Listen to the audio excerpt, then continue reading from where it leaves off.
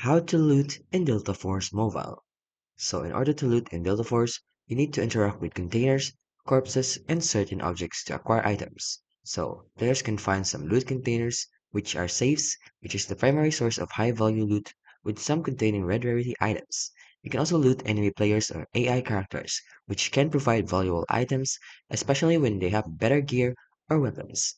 You can also have cement trucks, which has the buttons that release loot when pressed, and they drop loots. You can also do some contracts, so if you complete the contracts, it can reward players with valuable loot and currency. There's also some special locations, so in certain areas, like the bird nests and sewer systems, are known to contain loot.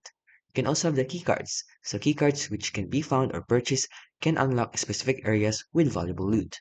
And identifying loot, so items can be favorited by clicking the star icon for easy identification during looting, and for the inventory management, you can control clicking move items in and out of an inventory quickly while looting.